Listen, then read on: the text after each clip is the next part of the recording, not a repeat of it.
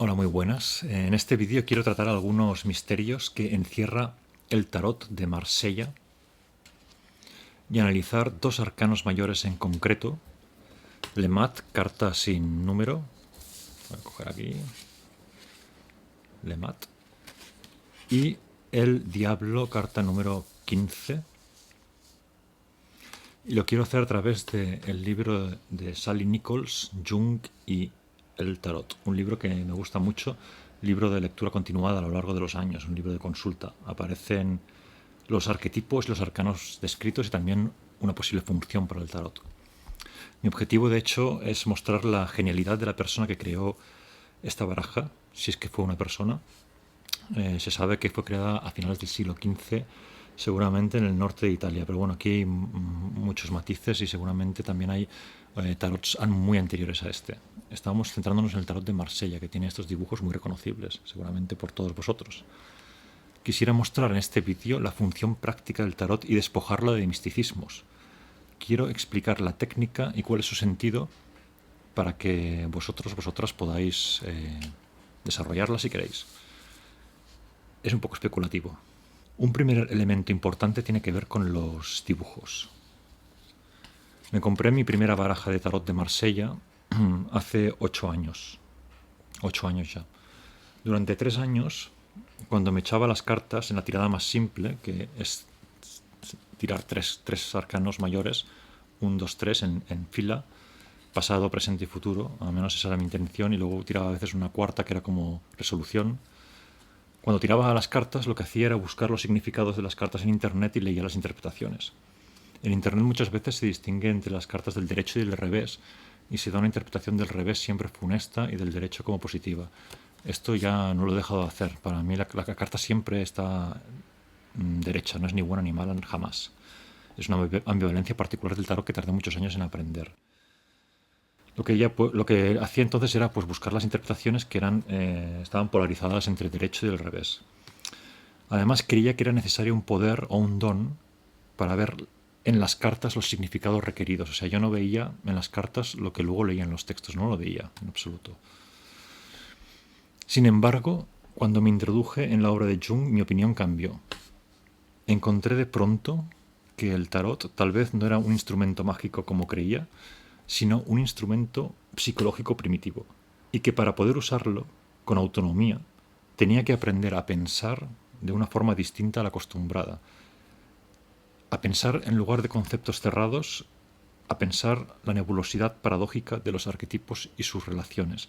Nebulosidad paradójica son palabras clave. El libro de Sally Nichols me llevó a comprender varios elementos y me ayudó a comprender estos símbolos en su extensión. Voy a comentar algunas cosas de ellos. Primero, el dibujo. El dibujo es lo más importante, mucho más que el texto o que nos dice el texto. El dibujo es lo más importante. También cuentan los colores. Aquí veis que hay toda clase de coloridos, no son arbitrarios. Importa lo que hay al fondo, la disposición de los elementos, todo es importante. Nichols sugiere dedicar un rato cada día a mirar las cartas, el propio dibujo, para que los ojos se familiaricen con su complejidad. Así, por ejemplo, en la carta de Le Mat, que comentaré a continuación, esta carta, de ver a un tipo con aspecto vagabundesco perseguido, por un perro, empecé a ver cosas que no había visto. Por ejemplo, de la mano izquierda que sostiene una especie de rama o tronco, este palo, vaya, de la mano izquierda surge una hoja verde. Aquí se ve una hoja verde que surge. No la vi en 3 años, no me fijé en ella. El símbolo añade un matiz. La hoja parece un tallo, símbolo de gestación, un tallo que está germinando, que está creciendo, símbolo de gestación de algo que está despuntando, algo a punto de dar a luz. Esto es importante dentro del arquetipo de Le Mat, el loco. Así, en sucesivas observaciones que en mi caso han durado 5 años, he ido agregando a la imagen nuevos significados y matices. Incluso el color de los montículos de abajo tiene un sentido. Comprendemos, pues, que el dibujo cuanto menos ha sido muy pensado. Estos dibujos han sido muy pensados. A medida que vamos explorando cómo están hechos, han sido muy pensados uno por uno en sí mismos. Segundo, ¿qué hay de la estructura de los arcanos mayores? Porque tienen unos números. Este no tiene números, el loco no tiene números, pero luego hay números. El diablo 15, la justicia el 8, por ejemplo. Aquí está. ¿Qué hay de la estructura? Aquí para mí empieza a surgir la grandeza de la baraja. Podemos ubicar los arcanos mayores sobre la mesa con la siguiente estructura. El Lemat, el loco sin número, encabeza la estructura. Luego 3 filas de 7 cartas cada una. Desde la 1, el mago, hasta la 21, el mundo. Si tenemos esta estructura planteada, se despliegan múltiples lecturas e interpretaciones, de las cuales quiero señalar 2. Primero es la lectura metafísica, o así la he llamado yo. Tampoco algunos términos me los invento, vaya. Esto a veces intuitivo. El orden de las cartas muestra simbólicamente el paso de la energía indiferenciada, Lemat sin número, a la energía estructurada, el mundo 21, de la energía indiferenciada a la energía estructurada. Observamos que Lemat, el loco, cuyas acciones nunca podemos predecir, quien vaga por los campos impulsado por su irracional instinto, da paso a la carta 1, que es el mago. Pasamos de el loco sin número a la carta 1, que es el mago. El mago tiene una mesa en la que está empezando a combinar elementos, dualidades. El mago es un alquimista que toma la energía indiferenciada y empieza a estructurarla. Como tal, también es un taur. Observad que la mesa sobre la que trabaja tiene tan solo 3 patas. ¿Por qué? Se sostiene, pero tiene 3 patas. Podemos seguir según esta lógica de lo múltiple a lo uno hasta llegar a la carta de el mundo, donde vemos a una mujer desnuda en el centro y en las 4 esquinas 4 figuras, el ángel, el águila, el león y el toro, los 4 elementos sintetizados y ordenados en la psique, y a su vez 4 energías, la emocional, material, creativa e intelectual. Es una carta de totalidad, de plenitud, desde la energía caótica, el caos, que representa el loco, puro instinto, sin sentido, sin conciencia, al mundo, la estructura. Una segunda lectura, junguiana, ve el tarot como instrumento psicológico. El paso de la carta sin número Lemat hacia la 21, el mundo, es el camino que recorre la psique en su proceso de individuación. Es decir, el proceso de conocimiento de uno mismo, de quién es uno mismo. Un proceso en el que nos despojamos de las ataduras e impulsos inconscientes que nos dominan y encontramos nuestro verdadero deseo lejos de la represión. El objetivo del psicoanálisis, precisamente, es que una persona llegue a ser lo que realmente es decir, que conozca su verdadero deseo. Por lo que el loco pasa primero ser irracional movido por impulsos. ¿Cuánta gente conocemos totalmente así? ¿Cuántas veces nosotros mismos nos hemos visto impulsados por esta energía arquetipal, lo irracional? El ser irracional empieza un camino cifrado de aprendizajes en el que comprenderá los espejismos que nublan su psique, así como los avatares de la existencia en el camino de la vida. Así que esta estructura también es un mapa que representa el camino de la vida de la toma de conciencia de uno consigo mismo. Por ejemplo, en el paso número 10 nos encontramos de pronto con la rueda de la fortuna, carta que nos enseña que no somos omnipotentes y que hay muchos elementos de la existencia que no dependen de nosotros.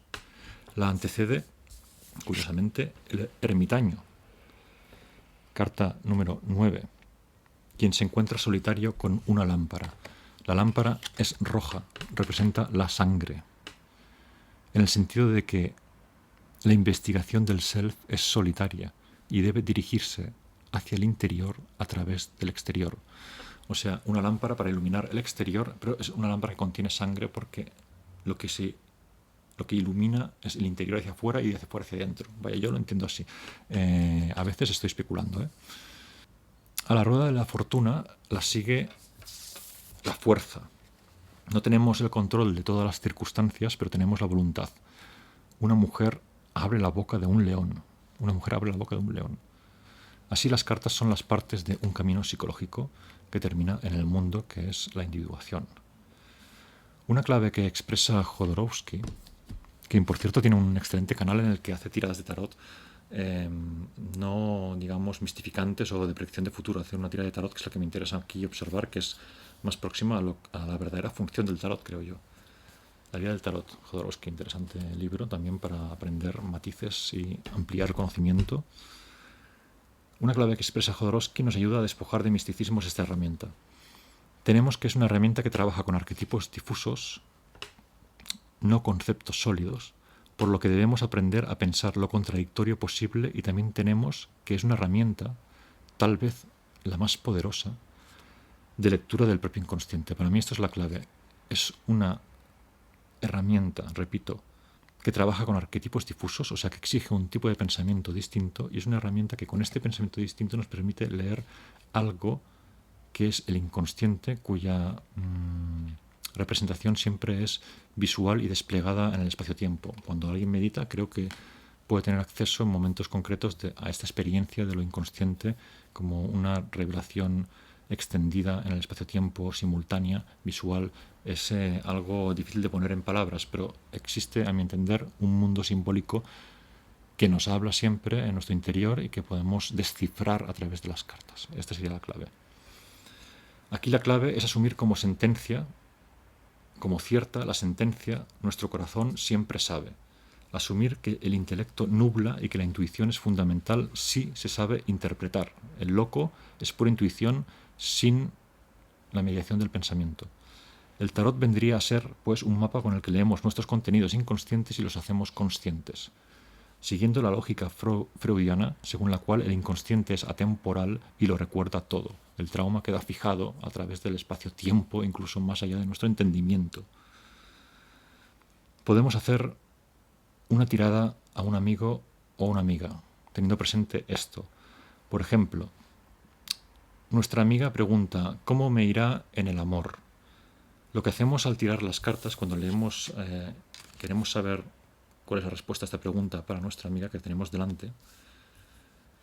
Una vez tenemos interiorizar los significados de cada una de las cartas y de sus relaciones, nos fijamos en lo siguiente. Nos fijamos primero, cuando tiramos las cartas, hacemos la tirada, nos fijamos en qué cosas nos fijamos. O sea, cuando se realiza la primera tirada, 1, 2, 3, por ejemplo, pasado, presente, futuro, tenemos que fijarnos en qué nos ha llamado la atención primero de todo, de todos los símbolos y elementos que aparecen. Cada carta es muy sofisticada, hemos visto Lemat, cada una tiene sus matices. Es importante fijarse en qué nos fijamos.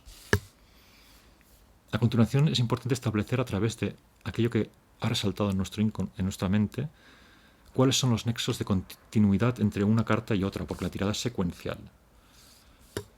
Nexos de continuidad simbólicos entre los arquetipos. A través del diálogo con quien pregunta, vamos hablando con la persona y con las cartas puestas en el tapete, analizaremos el contenido de los símbolos que destacan y arrojaremos luz sobre dos cosas. ¿Cuál es la situación inercial presente? O sea, ¿cuál es la situación del momento presente? Cuando se pregunta acerca del amor, cuando mi amiga me pregunta cómo le irá en el amor, yo solo soy capaz de decirle cuál es la situación inercial presente a través de la lectura de las cartas, sobre todo qué es lo que sabe mi inconsciente sobre ella, qué es lo que siente, que normalmente es muy fino, siempre es muy fino el inconsciente, si sabemos leerlo bien con el mapa. También nos dirá la tirada qué caminos posibles existen a partir de esta situación inercial. En ningún caso el tarot predice el futuro. O sea, en ningún caso el tarot predice el futuro, entiendo. Solo el momento inercial presente en el que se ubica la pregunta. Para predecir el futuro hace falta un tipo de poder que yo creo que existe, que es la precognición, y yo, por ejemplo, no lo tengo. Y a lo largo de mis largas y fatigosas pruebas de brujos y brujas por el mundo, creo que he encontrado a alguna persona con ciertas habilidades. Hay una prueba interesante que podéis hacer, pero el tarot no hace falta ninguna habilidad. Es un instrumento que no requiere de ninguna habilidad especial, mágica, mistificante, extraña, cuarto milenaria. No, es una herramienta, digamos, psicológica que podemos usar todos si aprendemos a descodificarla. Hay una prueba interesante que podéis hacer. Probad a tirar las cartas en referencia a una pregunta que sabéis de complicada resolución. O sea, haceros una pregunta que ya sabéis que la respuesta es negativa. Por ejemplo, me gusta una persona a la que amo, pero esa persona no tiene interés en mí. Y eso lo sabemos, ha quedado manifiesto. Quizá no lo queremos creer, pero lo intuimos claramente que eso es así porque no estamos con esa persona o no nos hace caso. Observaréis por muchas veces que tiréis las cartas que da igual si son aparentemente benéficas o no. Como he dicho antes, las cartas no son buenas o malas. Digo, da igual lo que salga. O sea, no son buenas ni malas y el tarot de Marsella es especialmente bueno para esto porque tiene cartas mucho más neutralizadas. El tarot de Rider White, por ejemplo, si cogemos el diablo, presenta al diablo como una figura muy oscura. Nos lleva ya al ver la figura dibujada como algo oscuro, cuando realmente el diablo es una figura ambivalente. El tarot de Marsella es mucho más ambivalente, como veremos. La cuestión, por muchas veces que tiréis las cartas ante la pregunta de la cual sabéis ya intuitivamente que la respuesta es no, siempre interpretaréis lo mismo, que es vuestro contenido inconsciente, y vuestro contenido inconsciente sabe que la respuesta es no. Lo sabe también el consciente, pero tal vez se lo niega. Da igual lo que salga, siempre interpretaréis lo mismo, que es vuestro contenido inconsciente, y vuestro contenido inconsciente sabe que la respuesta es no. Lo sabe también el consciente, pero se lo niega tal vez. Esta es la clave del tarot. En las llamadas con mi amigo Yago, cuando hablamos una vez por semana, nos llamamos, él vive en la otra parte del país y yo vivo aquí en Cataluña. Al final de la conversación nos echamos siempre las cartas. No siempre, pero no, solemos hacerlos y nos hacemos una pregunta y uno lee al otro y vamos charlando. Y a través de las cartas siempre sacamos conclusiones gozosas, nuevos caminos posibles, cosas impensadas, a partir del análisis comentado, de una tirada simple, de los símbolos. Comentando los símbolos que vemos y las relaciones que vemos, hacemos un trabajo que nos lleva a conclusiones y entonces uno encuentra posibles caminos, no el futuro. Por lo que de tirarlas y leer lo que decían otros a ciegas, hemos pasado a un proceso de integración del símbolo como mapa para leernos y leer a los demás. Esta es mi evolución que sigue. Vaya, yo no soy especialista. Un símbolo psicológico sanador, en ningún caso maléfico o mágico en el sentido mistificante de lo hermético. Aunque mi opinión y experiencia es que sí, hay algunas personas que tienen un poder añadido, entre ellos precognición, y que pueden usar este instrumento de forma ampliada, nosotros lo podemos usar simplemente como un instrumento práctico con una técnica concreta. Os he dado ya algunas claves, que es aprender qué significan los símbolos, correlaciones, ver que os fijáis a la primera tirada inconscientemente, que es lo que resalta. Hay detalles que se pueden ir entrenando. A continuación pasamos a analizar una carta en concreto, y para esto cerraré el vídeo, que es la carta de El Diablo. Esta carta me ha interesado. Me baso en lecturas diversas y estamos siguiendo también el libro de Sally Nichols, que es una muy buena guía para entender los matices multiformes de cada una de las cartas. De Lemaitre ya he hablado suficiente antes, el loco, la energía indiferenciada, interpreto yo, el principio, el caos, también es un sátiro. Lo inconsciente nos atrae a lo pánico que veíamos en otros momentos. El diablo, como el resto de arcanos mayores, también es inacabable. Fijémonos en la carta y destaquemos algunos de los atributos simbólicos. Primero, vemos que la figura del diablo parece un aglomerado de elementos. A sus pies, dos personas parecen esclavizadas. Cuernos de ciervo, alas, pezuñas, una cara en el ombligo, dos pechos. Detengámonos un momento en los pechos. Si nos fijamos bien, parecen postizos. Aquí Sally Nichols dice: más que tener pecho de mujer, el diablo parece que lo lleve, pues tiene el aspecto de algo pintado o pegado. No parecen pechos reales, parecen como fake, como operados, como metidos ahí. Quizá lo lleva como una insignia que nos oculta la crueldad del portador. Quizá nos quiere indicar simbólicamente que Satán usa maneras femeninas de inocencia e ingenuidad para introducirse en nuestro jardín.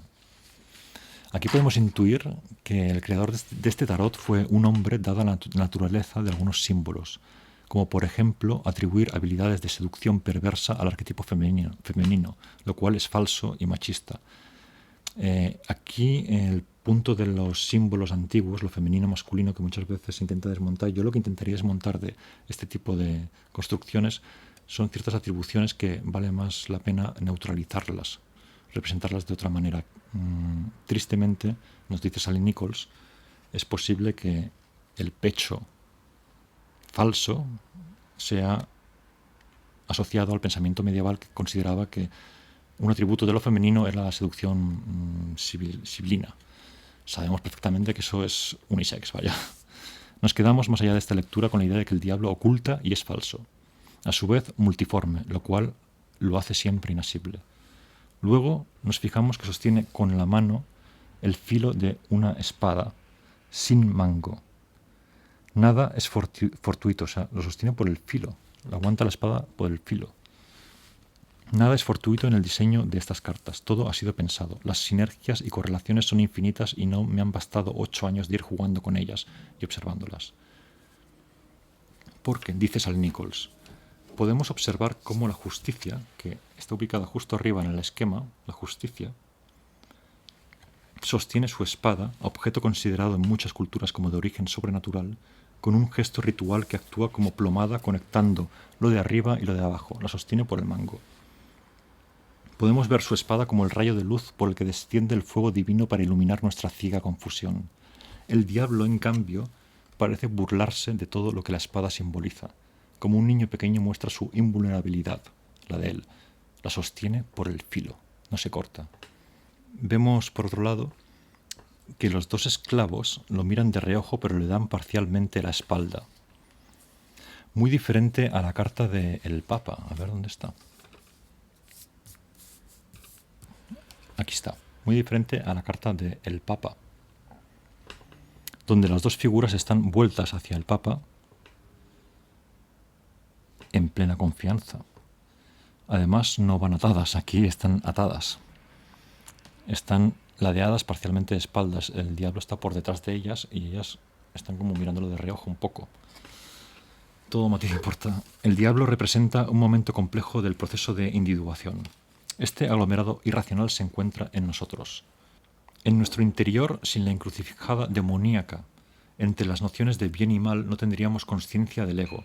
El diablo nos tienta a cometer graves hechos, pero a su vez estos graves hechos portan conocimiento. Recordad el árbol del conocimiento, el pecado original, son símbolos que tienen el sentido cifrado. No sé, lo diabólico porta conocimiento, es un atributo que de golpe hace lo maléfico como bueno. De ahí dice Goethe, es aquel poder que haría solamente el mal, pero que engendra el bien. Hay un libro magnífico de Alexander Kluge que se llama El hueco que deja el diablo, que analiza casos en los que el diablo actúa para generar algo benéfico, supuestamente. Muy interesante esta paradoja de lo diabólico. El diablo pone trampas que nos impiden el progreso, pero paradójicamente caer en esas trampas puede ser la clave para que se produzca el progreso. Interesante figura para mí, por eso la traigo a colación. Creo haber mostrado en definitiva el rasgo del modo de pensar medieval, que practico, creo, pero del que absolutamente no soy teórico. Esto es muy especulativo, es para pasar el rato, pero a mí me sirve y me ha orientado muchas veces acertadamente sin caer en locuras delirantes. Y también he convencido a muchos amigos que son o eran escépticos para abrazar esta disciplina como una herramienta, un juego, algo por el estilo, incluso literario. Hemos de saber movernos por la ambivalencia y paradoja de los conceptos en el pensamiento medieval, en la forma de pensar medieval. Por ejemplo, tomemos los 7 pecados capitales: soberbia, lujuria, envidia, ira, pereza, gula y avaricia. A menudo estos pecados pueden parecer virtudes. Creo que es una afirmación en la que hay que pensar bien. Los pecados capitales casualmente coinciden con su reverso también. Pueden parecer virtudes. A mí esta idea me chocó. La carta del diablo tiene que ver con el reconocimiento de que la sombra también está en nosotros. No solo viene de fuera, no solo se da lo diabólico como experimentan los psicóticos que tienen la visión que luego hay que exorcizar de el diablo que aparece. El diablo lo generamos nosotros. De hecho, un elemento de la psicosis es la escisión que se provoca y el diablo viene por fuera. Parece que es un producto exterior, pero es un producto de nuestra mente extendido. Curioso dato aquí que coincide con la observación clínica. El diablo está en nosotros. Debemos reconocerlo, identificarlo y cuanto antes integrarlo para poder seguir el camino de individuación. Estamos en la carta 15, nos queda poco para llegar al mundo de la estructura. Tras el diablo viene la figura 16, la torre de la destrucción, la carta plutónica por excelencia. La integración de la sombra necesita una muerte y resurrección y el proceso no es nunca fácil. Una vez se arroja luz sobre la propia sombra. Se dice en psicoanálisis también que la gente mayor de edad, de la tercera edad, no suele empezar psicoanálisis porque empezarlo a los 70, 80 años implica tener que afrontar tal cantidad de cosas que se puede hacer inasumible. Siempre el conocimiento lleva a una destrucción interior para la refundación. La muerte, otra de las cartas del tarot importante, es una carta más de renovación que esta, que es puramente plutónica para mí. Es curioso seguir los paralelismos simbólicos con otras disciplinas, como por ejemplo la alquimia, ciencia psicológica y no física material. Es decir, el oro filosofal no es una cosa tangible, amigos. Es también un proceso que se alcanza, es un proceso psicológico también de individuación. Creo que Jung lo explica muy bien en otro de sus libros. Y con esto acabo ya. No sé si os ha resultado interesante esta pequeña aproximación al tarot a través del libro de Sally Nichols, que recomiendo mucho. Escribe muy bien, tiene reflexiones que dan que pensar. Cita muchos artistas, literatos, escritoras, etcétera, para contextualizar todos estos arquetipos. Explica el método, explica para qué funciona el tarot, para qué sirve, perdón. Con esto acabo. Recomiendo obviamente el libro. A mí me ha sido muy útil acudir a él a través de los años, a modo de consulta, para profundizar y conocer la volumetría de los símbolos del tarot y también su sentido práctico y psicológico. Incluso útil en nuestro tecnotiempo contemporáneo. Si os ha gustado el vídeo, os animo a suscribiros, a comentar si queréis dejarme comentarios y vamos hablando por ahí. Me gusta hacer eso. Dadle al like también si os ha gustado, porque eso ayudará a que llegue a más gente. Si creéis que puede ser de interés esta iniciación, digamos, al tarot. Yo es que veo en YouTube gran cantidad de vídeos que son realmente absurdos y que hacen del tarot una tontería pretendiendo hacer algo. En fin. En fin. Esta es mi aportación sobre el tarot. Yo lo recomiendo mucho, tener una baraja y ir jugando con ella. Jugar quizá no es la palabra adecuada, pero ir entrando en los símbolos, arquetipos. Luego el mundo mismo se manifiesta de la misma manera y leerlo con esta clave ofrece otra perspectiva, que nunca está de más, otra perspectiva. Hasta la próxima.